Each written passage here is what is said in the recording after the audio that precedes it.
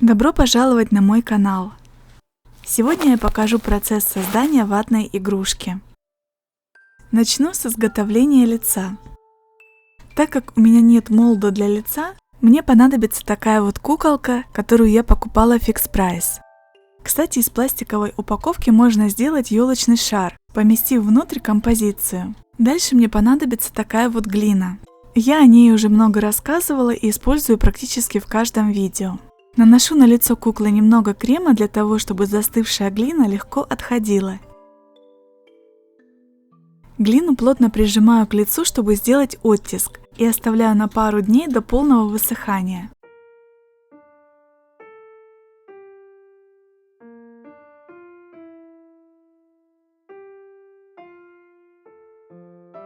Когда глина полностью высохла, снимаю слепок.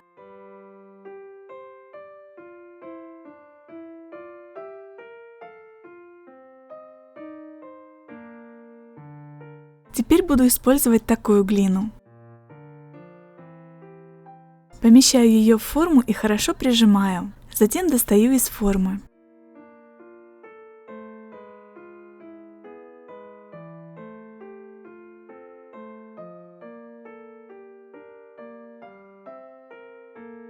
Оставляю получившиеся личики до полного высыхания. Пока лица застывают, сделаю проволочный каркас. Моя проволока тонковата, ее диаметр 0,5 мм. Скручиваю ее в несколько раз.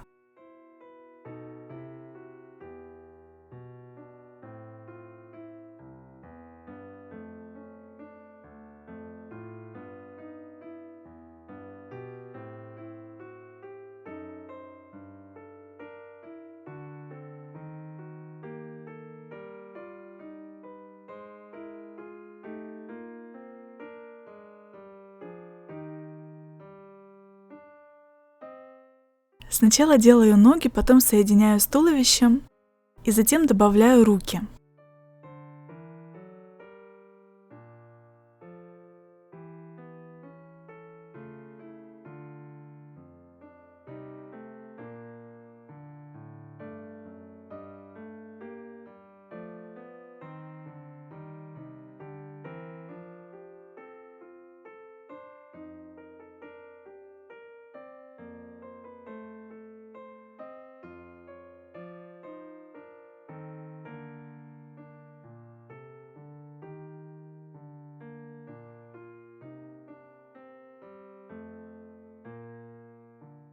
Я буду использовать два вида ваты.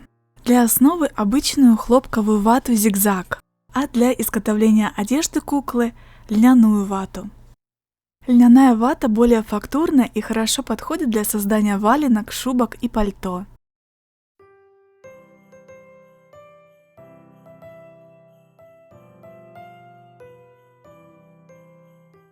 Хлопковую вату разделяю на жгуты и начинаю наматывать на проволочный каркас.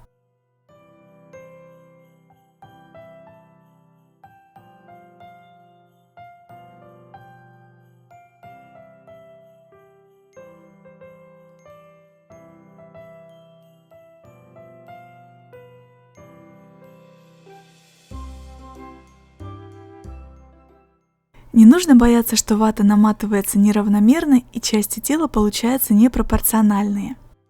В дальнейшем все эти недочеты исправятся.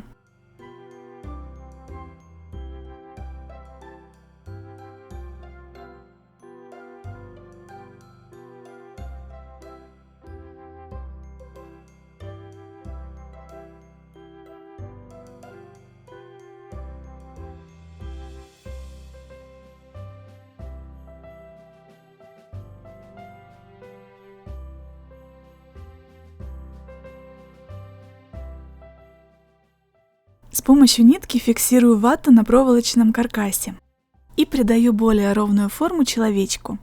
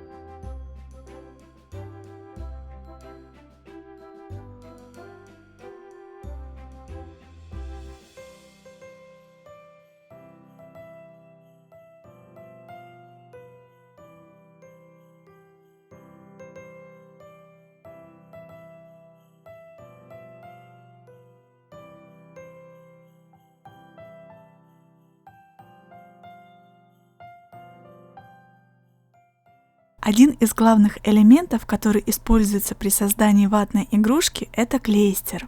Он получается из воды и крахмала. В небольшую чашечку насыпаю неполную чайную ложку крахмала и добавляю немного воды. Хорошо перемешиваю до однородности во избежание появления комочков. Затем добавляю крутой кипяток и снова хорошо перемешиваю. Даю остыть и смазываю клейстером поверхность заготовки.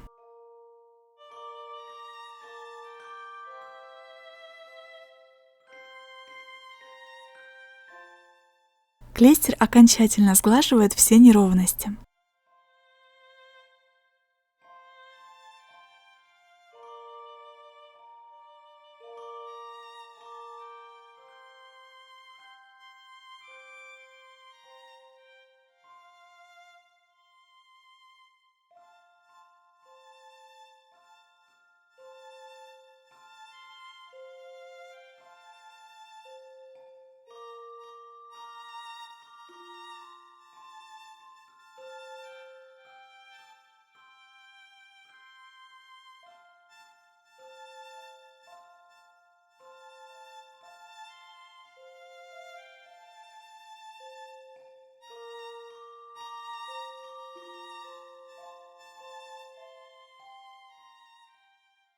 Оставляю заготовку сушиться на ночь.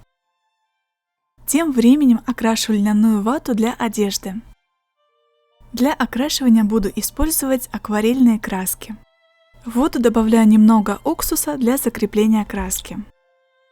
Принцип окрашивания такой: чем больше краски вы добавляете в воду, тем ярче и насыщеннее получится цвет ваты. И чем больше вы добавляете воды, тем соответственно сильнее вы разбавляете краситель, и тем бледнее будет исходный цвет ваты. И поэтому изначально не добавляйте слишком много воды, чтобы не расходовать большое количество краски.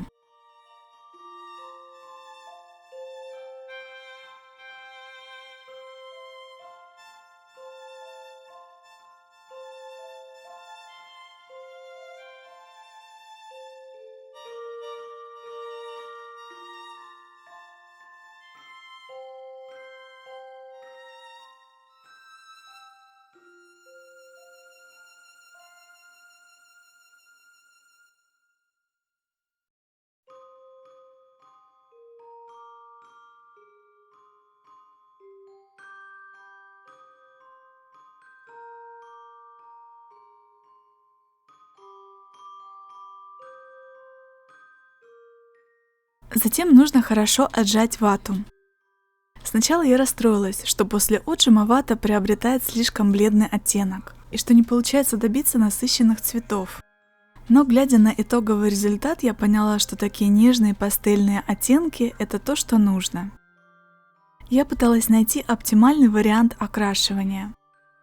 Использовала различные красители, держала вату на протяжении разного времени в красящем растворе и даже не до конца отжимала вату в попытке добиться более насыщенного цвета, что привело к покрытию ваты корочкой и сделало ее непригодной для использования. В итоге я поняла, что мне больше всего подходит акварельная краска для окрашивания. Также я долго не держу вату в красящем растворе, практически сразу вынимаю, и нужно обязательно очень хорошо отжать.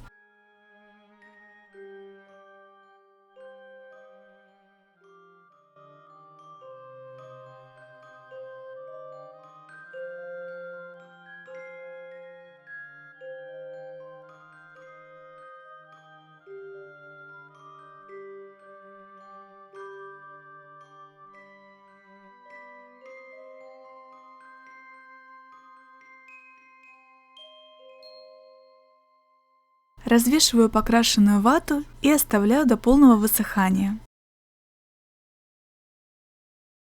Тем временем глиняные личики застыли, обрабатываю их мелкозернистой наждачкой до гладкости.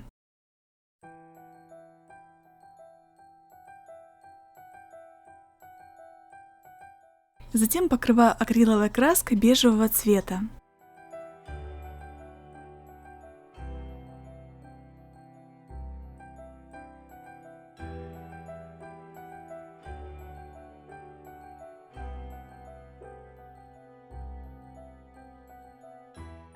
Краской более темного оттенка бежа прорисовываю тени. Добавляю румянец на щечки и носик.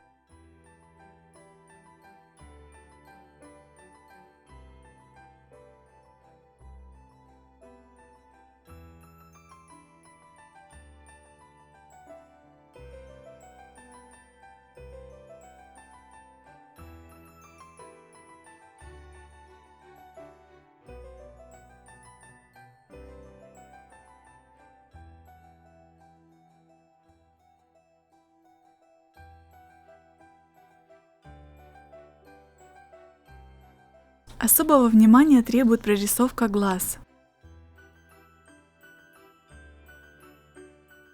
Сначала использую темно-синюю акриловую краску.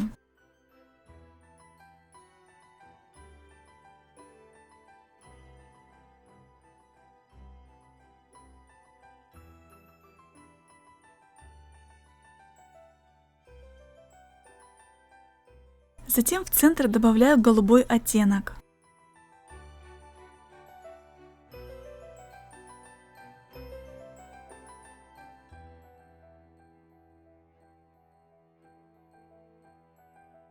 Черной краской добавляю окантовку и зрачок.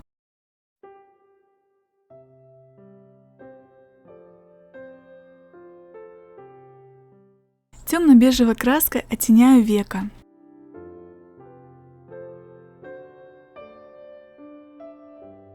Немного осветляю голубой краской и добавляю белые блики.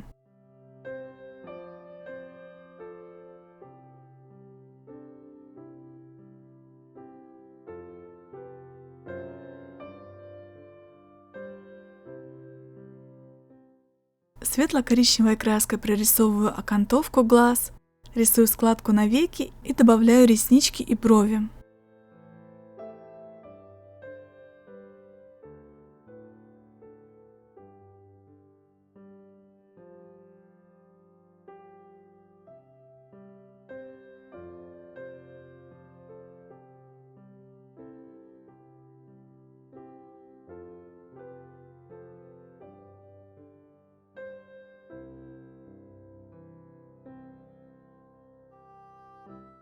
Также добавляю тени в уголки губ.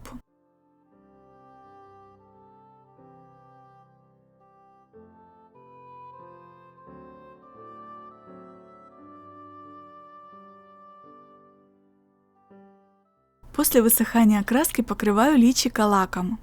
Глаза и губы покрываю глянцевым лаком, а остальное лицо матовым. Оставляю до полного высыхания.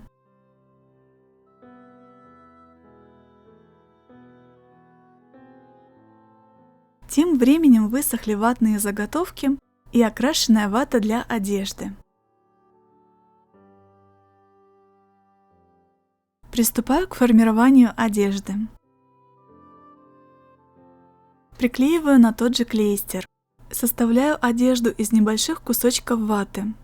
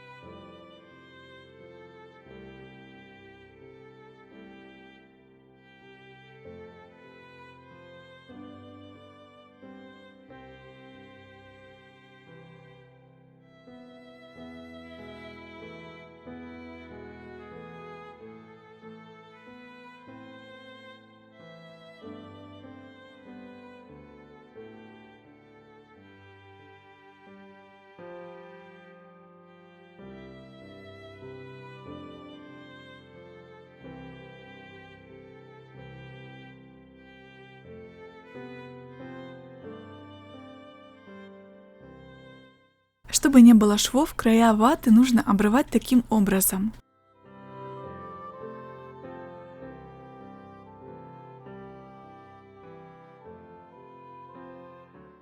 Верхний край будущего валенка подворачиваю таким образом, чтобы он был более ровным. Промазываю клейстером и оборачиваю ногу. Это будет голенище валенка.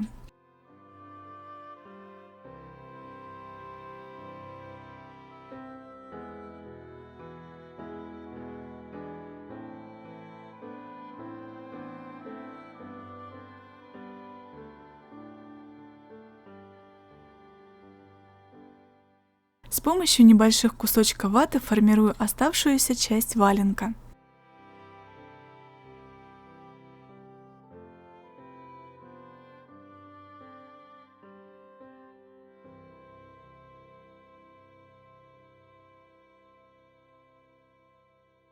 Приступаю к изготовлению юбки.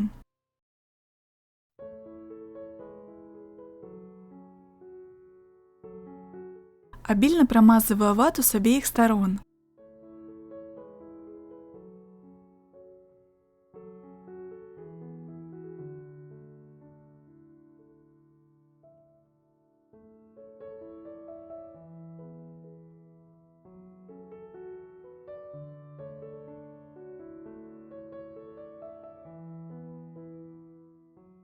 Подворачиваю нижний край будущей юбки, чтобы он смотрелся более аккуратно.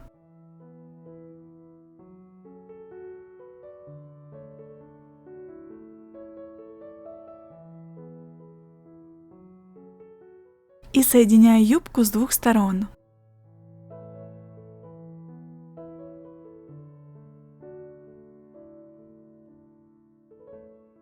Надеваю юбку на куклу и приступаю к формированию складок.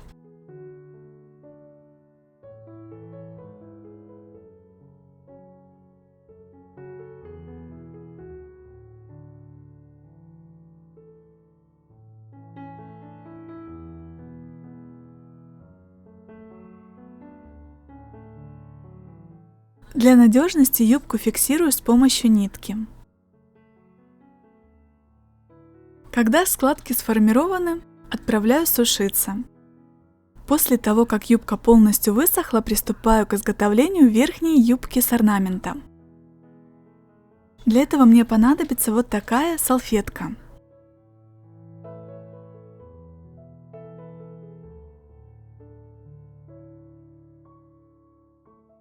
Отмеряю нужный размер и вырезаю салфетку чуть-чуть больше, чем размер ваты.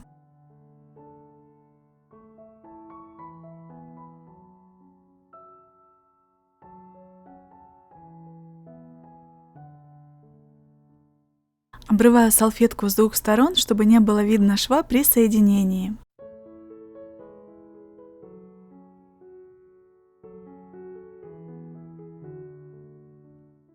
Также хорошо промазываю вату с двух сторон.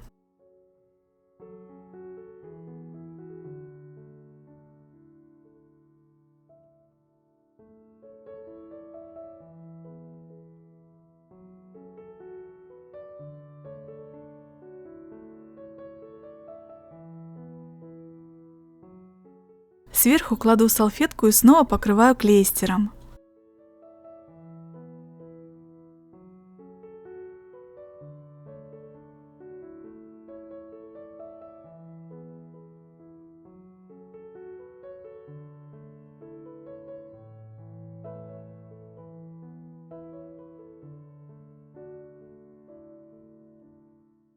Снова подворачиваю с одной стороны.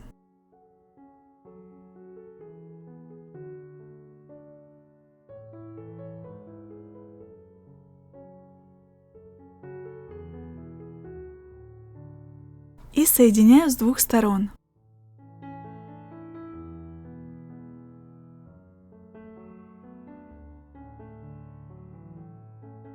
Надеваю юбку на куклу, фиксирую с помощью нитки и формирую складки.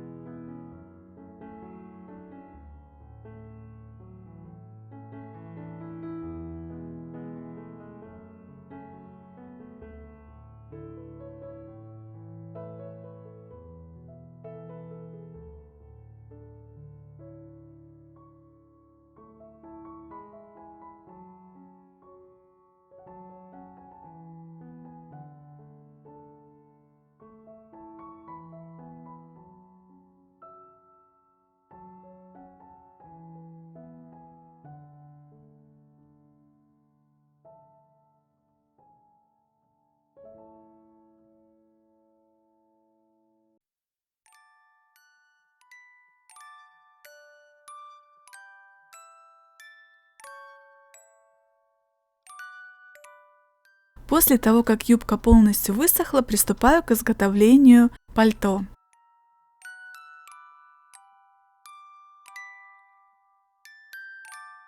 Пальто я буду формировать из небольших кусочков ваты.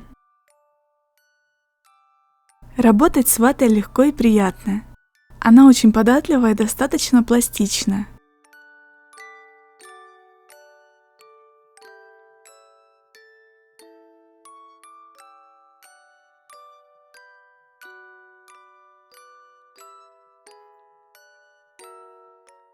У меня ватные игрушки, наверное, как и у многих, ассоциируются с детством. У нас были советские Дед Мороз со Снегурочкой. Я до сих пор помню, как похрустывала накрахмаленная ватная шубка Деда Мороза, когда я брала его в руки. Я долгое время думала, что ватная игрушка появилась в советский период. Но оказалось, что ватные елочные украшения появились в XIX веке как дешевая альтернатива дорогим стеклянным елочным игрушкам. Фигурки вырезали из плотного картона и обклеивали ватой. Или же наматывали вату на проволочный каркас. Чаще всего лицо делали не из глины, а из картона. Встречались также более дорогие варианты с фарфоровыми лицами. Вату пропитывали специальным огнестойким раствором, так как мы знаем, что в то время елки также украшались настоящими зажженными свечами. Вместо блесток для мерцания покрывали клейстером со слюдой или же посыпали солью. В целом на изготовление ватной куклы уходит около недели. Большую часть времени занимает просушка различных деталей. Ватная игрушка проходит достаточно долгий путь, прежде чем попадет на сверкающую новогоднюю елку.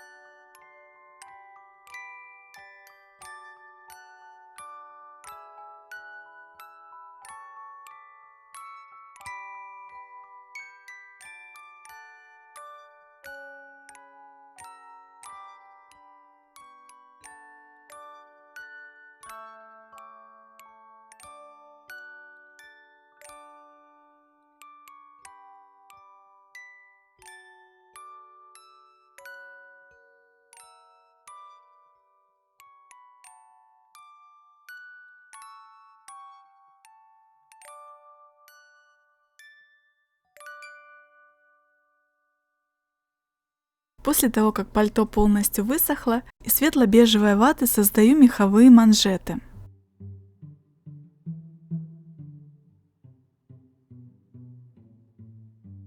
Промазываю вату клейстером и оборачиваю вокруг руки.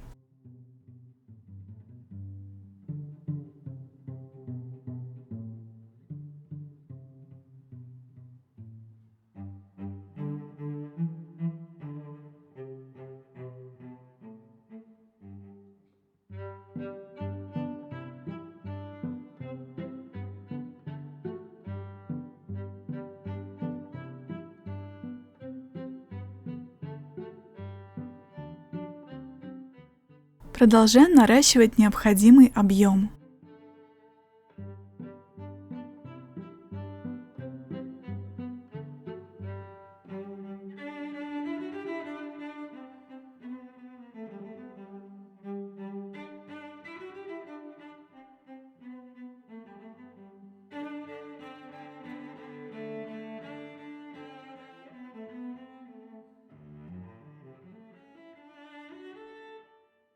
Теперь сделаю волосы. Длинные тонкие кусочки ваты промазываю клейстером и наматываю на зубочистку. Оставляю до полного высыхания.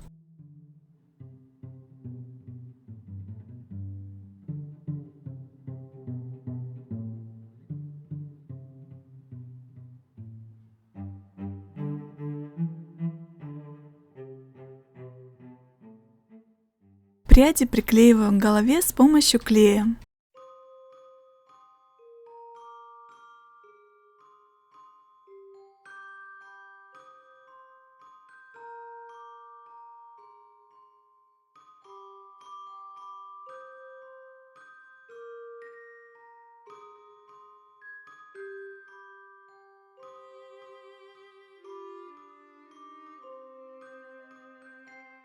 Приклеиваю лицо к заготовке и создаю небольшую повязку на голову.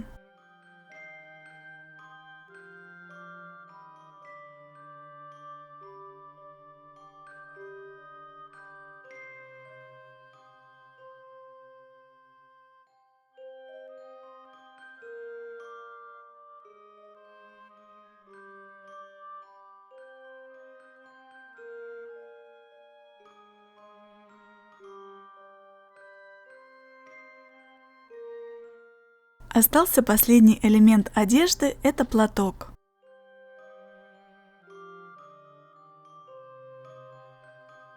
Надеваю его на куклу.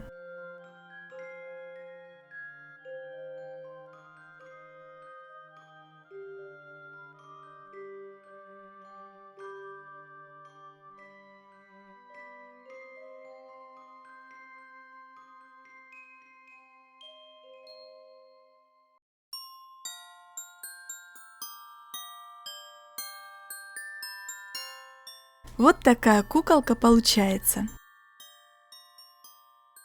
Изначально я планировала сделать пуговицы на пальто, но теперь, смотря на почти готовую куклу, я решила сделать пояс. Смазываю пальто клейстером и завязываю джутовую веревку.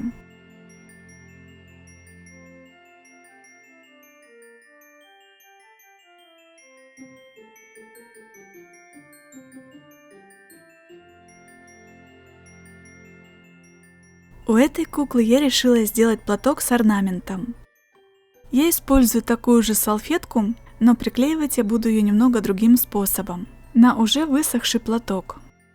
И клеить ее я буду не целиком, а небольшими кусочками.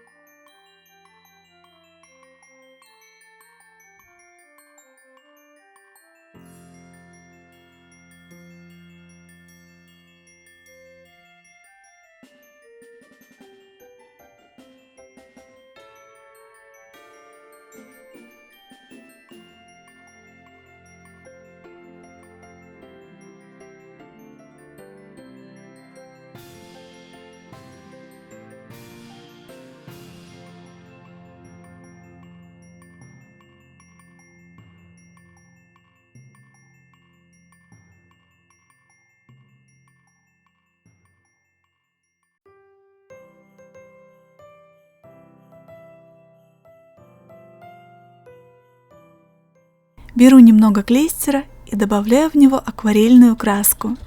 Перемешиваю и начинаю оттенять места складок и сгибов. Не нужно бояться, что тени выглядят слишком контрастными и яркими. После высыхания краска станет более бледной.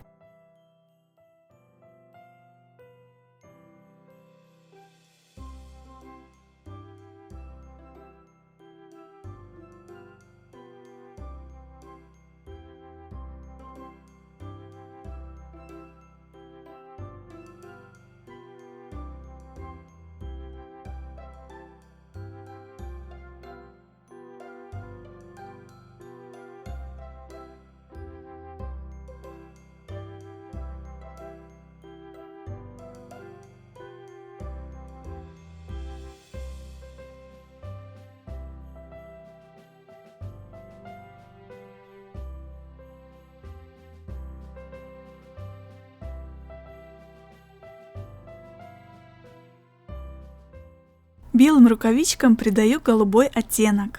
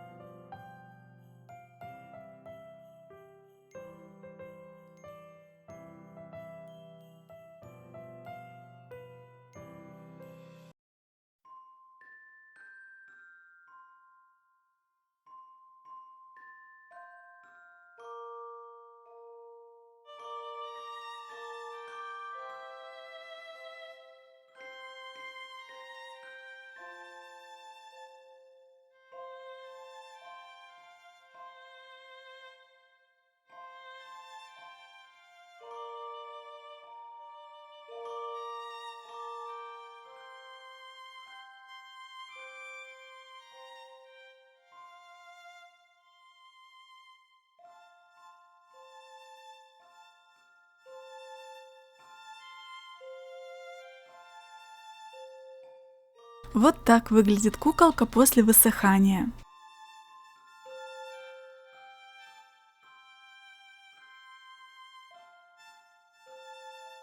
Заснеживаю одежду с помощью белой акриловой краски. Краски на кисти должно быть немного.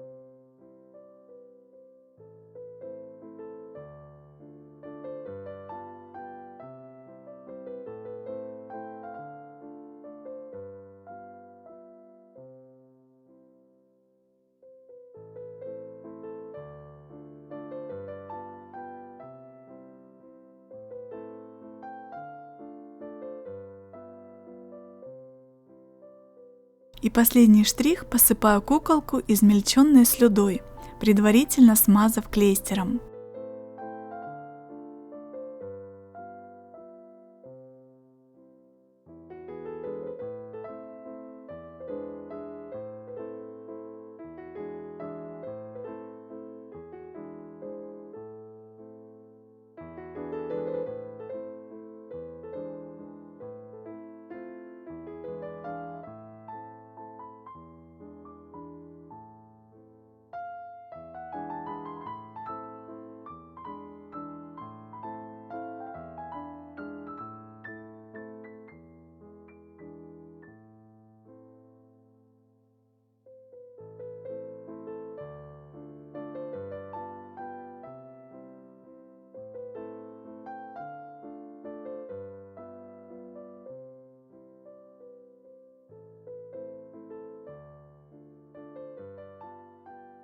Теперь сделаю сладости для малышек.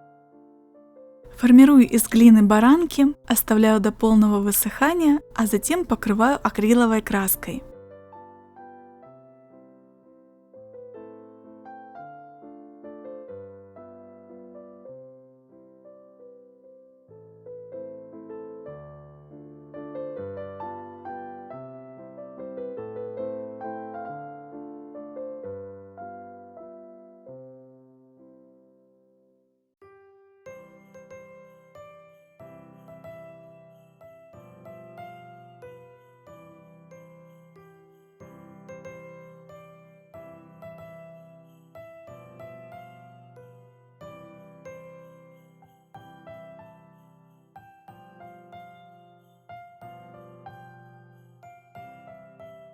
Из эпоксидного клея и зубочистки сделаю леденец на палочке.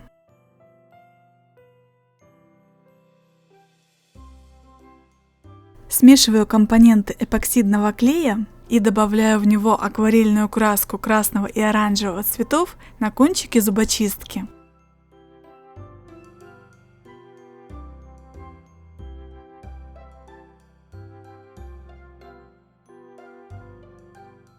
Теперь постаралась сформировать из эпоксидного клея леденец в форме петушка на палочке.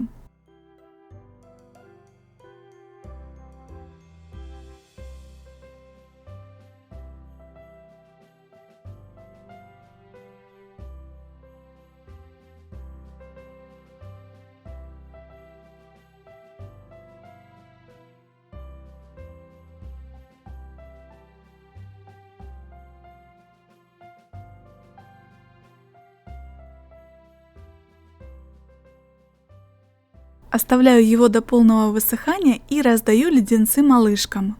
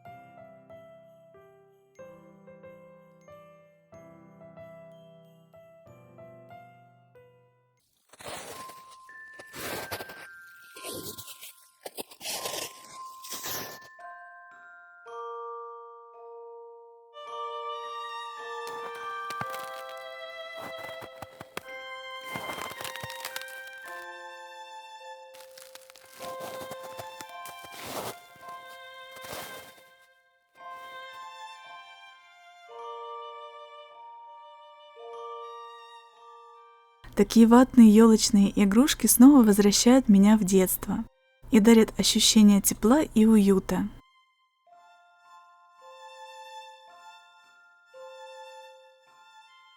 Спасибо вам большое за просмотр и приятных вам предновогодних хлопот!